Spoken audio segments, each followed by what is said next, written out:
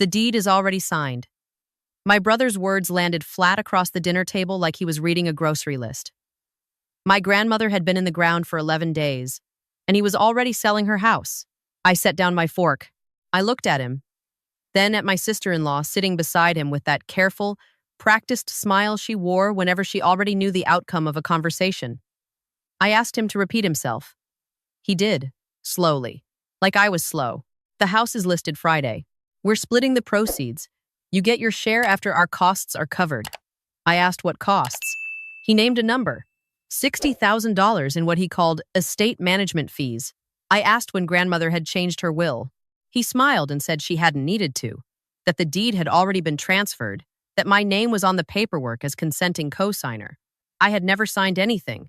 Before you hear what I found when I got home that night, tell me in the comments, has someone in your family ever smiled at you while stealing from you? Because that smile is the part that stays with you. I read every single one. I am Maya. I am 32 years old, and I work in cybersecurity. I spend my days finding the invisible tracks people leave when they think no one is watching. Digital fingerprints, metadata timestamps, IP logs, forged certificates. I have built a career out of proving that no one is as careful as they believe they are. My brother did not know that about me. He knew the version of me our mother had handed him, the quiet one, the one who didn't make scenes, the one who paid her own way through college while he got a full ride funded by our parents, the one who showed up to holidays and smiled and asked nothing. He had spent 35 years underestimating me. That dinner was the last time he would make that mistake. I drove home with my hands steady on the wheel and my mind already working. My grandmother had raised me in that house for 3 years after my parents' marriage collapsed the first time. She had taught me to make biscuits from scratch in that kitchen. She had sat with me on that back porch every summer until I left for college. When she passed, I had held her hand. My brother had sent flowers from a hotel in Scottsdale, where he and my sister-in-law were celebrating their anniversary. The will her attorney had read to us 10 days ago had been clear. The property at 4412 Whitmore Lane, the savings account, the personal belongings split equally between her 2 grandchildren. My brother had sat through that reading with the same flat expression he'd worn at dinner. I understood now that he had already known it didn't matter. I sat down at my desk, opened my laptop, and started with the county recorder's website. Property records in this state are public. It took me 4 minutes to find the deed transfer for 4412 Whitmore Lane. Recorded 6 weeks ago, 2 weeks before my grandmother died, a quitclaim deed transferring full ownership to my brother and my sister-in-law as joint tenants. At the bottom of the document, scanned and uploaded into the public record, was my signature, Maya Christine Holloway, co-grantor, witnessed and notarized. I stared at it for a long time, not because I was surprised, exactly. More because there is a specific kind of grief that comes with seeing your own name used as a weapon against you. The signature was close. It was a good forgery. Someone had practiced. But I had signed my name the same way since I was 14, a hard downward slash on the M, the Y looping back under itself in a very specific way that I had never changed. The signature on the deed didn't have the loop. It was smooth where mine was not. Whoever had signed it had copied a version of my signature from somewhere, probably the lease agreement I had signed on my first apartment, which my mother had co-signed and kept a copy of. They had been patient. They had planned this before my grandmother was even gone. I pulled up the county assessor's database next. The property had been appraised at $412,000. Then I searched for liens. There it was. A home equity line of credit, opened 5 weeks ago, against the full property, $180,000. Drawn down to zero, meaning they had already taken every penny. The lender was a regional bank 2 states over. I wrote down the loan number. I wrote down everything. My phone buzzed. It was my mother. I let it ring. It buzzed again. Then a text. Maya, your brother says you seemed upset at dinner. Please don't make this into something. Grandma would have wanted peace. I read the message twice. I thought about my grandmother's hands, the way she had squeezed mine at the end. I thought about the word peace and what it had always meant in our family. It meant silence. It meant compliance. It meant absorbing whatever was done to you and calling that love. I put the phone face down and kept working. I needed to understand the full scope before I moved. That is the first rule of my profession. You do not act on partial information. You do not show your hand until you know every card on the table. I spent the next 3 hours building a document. The forged deed, recorded while my grandmother was still alive and declining, which meant someone had either forged her signature to or coerced a notary. The home equity loan, $180,000 already extracted. The listing I found when I searched the property address on two real estate platforms active as of that morning listed at $395,000. Cash buyers preferred. Closing timeline listed as 7 days. They weren't splitting proceeds with me. There were no proceeds to split. By the time any check would theoretically have arrived, the loan would have consumed most of the equity and the remainder would have been routed through their accounts and gone. This was not a family disagreement about an inheritance. This was identity theft, deed fraud, and bank fraud, federal crimes. And the closing was in 7 days. I closed my laptop and looked at the ceiling for exactly 2 minutes. I gave myself 2 minutes to feel it, the loss of the house, the loss of my grandmother's things still inside it, the image of my brother sitting at that dinner table, telling me about costs he had invented while the money was already in his account. I felt it. Then I put it away. I picked up my phone and called a number I had saved but never used. Daniel had been a forensic examiner at the FBI's cyber division before he went private. We had crossed paths on a corporate fraud case 4 years ago and had stayed loosely in touch the way professionals do the occasional email, a reference here and there. It was past 11. He answered on the third ring. He listened without interrupting. That was the thing about Daniel. He had the rare quality of being able to hear information without reacting to it, which meant by the time I finished talking, he had already started thinking. When I was done, he was quiet for a moment and then asked me 3 questions. Did I have documentation? Yes. Was the forgery verifiable by comparison to authenticated samples of my signature? Yes. Was the closing still pending, or had it already happened? Still pending, 7 days out. He said he would make a call in the morning to a contact in the white-collar crimes division and to a prosecutor he knew in the DA's office who handled real estate fraud. He said, "Send me everything tonight." I did. I did not sleep. I sat at my desk and kept building the file. I pulled the notary's license number from the deed and ran it through the state database. The notary's commission was active, but the address on file was a UPS store in a strip mall 40 minutes from my grandmother's house. I searched the notary's name alongside my sister-in-law's name. Nothing direct. Then I searched the notary's name alongside the name of my sister-in-law's former employer, a title company she had worked at briefly 3 years ago. I found a LinkedIn connection. A former colleague. Probably a favor. Probably paid. By 3 in the morning, I had pulled the bank's NMLS record for the loan officer who had processed the equity line. I found a pattern of similar small regional loans with unusually fast processing times, all within the last 18 months, 2 of which had already resulted in complaints filed with the state banking regulator. I added it to the file and sent Daniel an update. My phone buzzed again just after 3. My brother this time. "I know you're awake. Don't do something you'll regret. This is already done. Grandma is gone. The house is just a house. Take what we're offering and move on." I read it once, put the phone back down, and kept working. In the morning, Daniel called. He had spoken with Special Agent Torres, who worked financial crimes out of the regional field office. Torres had pulled the deed and the loan against it before Daniel even finished describing the case. Apparently, my sister-in-law's name had already surfaced in a separate, unconnected inquiry into a small network of deed fraud schemes operating across 3 states. Small scale, targeting estates, family disputes where a forged signature could be explained away as a misunderstanding. My case gave them the living complainant they had been missing, a real victim with documentation who hadn't signed anything and could prove it. Torres wanted to move before the property closed. He had one condition. He wanted a controlled meeting, a scenario where my brother would confirm his ownership of the property in writing, in a context that would constitute a knowing misrepresentation to a party acting in an official capacity. That signature would be the nail. The meeting would look like a mediation session, requested by me, to discuss the estate dispute. Neutral location.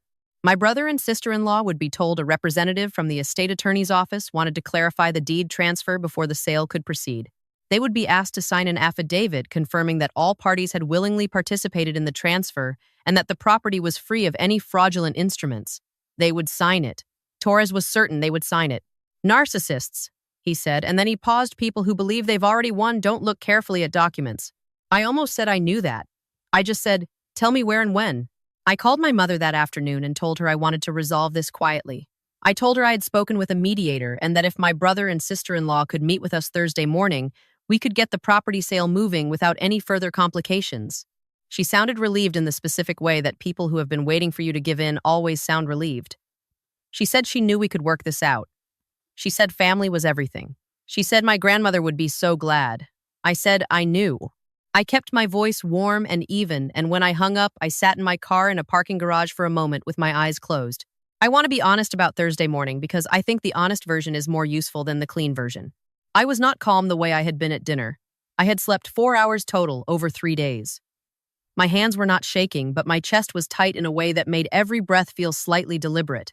I sat in the conference room of a downtown office building and waited. And when the elevator doors opened and I saw my brother walk in wearing a charcoal blazer, my sister-in-law beside him in heels, both of them carrying the easy confidence of people who have already counted the money, something in me went very still. Not numb. Still. The way a room goes, still right before something falls. They sat across from me. My brother nodded at me the way he always did, the minimal acknowledgement of someone who has never fully believed I deserved a seat at the table. My sister-in-law smiled. The mediator, a woman in her 50s with reading glasses on a chain, introduced herself and explained the purpose of the meeting. She said the estate attorney's office had flagged a procedural requirement before the sale could close. She slid a single-page document across the table, an affidavit of voluntary transfer. She explained that all parties named on the deed were required to confirm in writing that the transfer had been executed with full knowledge and consent, and that no instruments in the chain of title had been obtained by fraud or misrepresentation. She said it was standard. She said it would take 2 minutes. My brother picked up the pen before she finished the sentence. He signed. He didn't read it. He handed the pen to my sister-in-law. She signed. She handed the pen back with a small smile in my direction, the kind of smile that is meant to communicate that the outcome was never in doubt. The mediator thanked them and set down her pen. Then she opened the leather portfolio in front of her and placed it flat on the table. A badge. Federal issue. Agent Torres introduced himself using his full title. He was joined, as the conference room door opened, by 2 other agents and a woman from the district attorney's office. My brother's face did not change immediately. That was the part I had not expected. For maybe 4 full seconds, he simply looked at the badge as though it were something in a language he didn't speak yet. Then it changed. The color left his face, starting at his jaw and moving upward. My sister-in-law made a sound I had never heard a person make before, not quite a word, not quite a breath. Agent Torres was methodical. He listed the charges the way you read a document, with neither satisfaction nor apology. Deed fraud, identity theft, bank fraud, conspiracy to commit wire fraud. He referenced the affidavit my brother had just signed and explained that it had confirmed, under federal penalty, that he had knowingly and willingly participated in the deed transfer, which, combined with the forensic evidence of forgery already documented, completed the evidentiary picture of a knowing participant rather than a passive beneficiary. My brother looked at me. He said my name, not as a question, more as a statement, the way you say a word when you're trying to locate yourself. I met his eyes. I had thought I would have something to say at this moment, something sharp, something that would land. But sitting there across from him, watching the version of him that had existed my whole life, the favored one, the one who had always been handed the pen first, watching that version dissolve, I found I had nothing to say. Nothing felt necessary. The agents were professional and quiet. My brother's voice rose when they moved toward him, and then dropped again very quickly. My sister-in-law said nothing. She looked at her own hands on the table as the agent addressed her, and she nodded at whatever he said, and she stood when asked to stand. I watched the process complete itself, the practiced, unhurried efficiency of people who have done this many times, and I felt the tightness in my chest release, slowly, like a thread being cut. Downstairs in the lobby, my mother was waiting. She had not been told the specific nature of the meeting, only that she might want to be present for the resolution. I will not describe what she said when she saw them coming out of the elevator with the agents, because the words are not worth preserving. I will say that she looked at me with an expression I recognized. It was the look I had seen my whole life whenever I failed to absorb something that was being done to me quietly. Disappointment that I had chosen to exist instead of disappear. She moved toward me and said my name, with the full weight of every debt she believed I owed her, and I kept walking. Through the lobby, through the revolving door, into the morning air, which was cold and smelled like rain and felt like the first clean breath I had taken in a week. The property at 4412 Whitmore Lane was placed under a preservation order while the fraud case proceeded. I filed the civil claim to restore title. 8 weeks later, I got a call from the estate attorney. The deed transfer had been voided. The bank was pursuing my brother and sister-in-law separately for the fraudulent equity loan. A court date had been set. I drove to the house on a Tuesday afternoon with the key the attorney had mailed me. I parked in the driveway and sat for a moment before going in. The magnolia tree my grandmother had planted the year I was born was still in the front yard. The porch steps still had the same slight warp in the third board. Inside, the kitchen still smelled faintly of the cedar sachet she had kept in the cabinet above the stove. I sat on the back porch until the sun went down. My mother called twice that week. My brother called once from a number I didn't recognize. I knew it was him from the voicemail that started with Maya. Look, you need to understand before I deleted it. My sister-in-law did not call. I blocked the numbers that needed blocking. I changed the contact labels that needed changing. There was no ceremony in it. It was just maintenance. I am not going to tell you that what happened made me whole or healed something. That would be a clean ending for a story that doesn't have clean edges. What I will tell you is this. My entire life I had been trained to understand my own silence as loyalty, to understand my compliance as love, to understand the way I shrank and absorbed and said nothing as a virtue. It took watching my brother pick up a pen and sign his own arrest warrant to understand what that training had actually been, for it had never been about love or loyalty or family. It had been about keeping me small enough to steal from. The moment I stopped being small was the moment they had nothing left to take. The day I closed on the title transfer, I drove to the house and replaced the locks myself. I stood at the kitchen counter and made biscuits from the recipe my grandmother had written on an index card in her handwriting that I had found in the recipe box above the refrigerator. They didn't come out right the first time. I made them again the next morning. By the third attempt, they were close.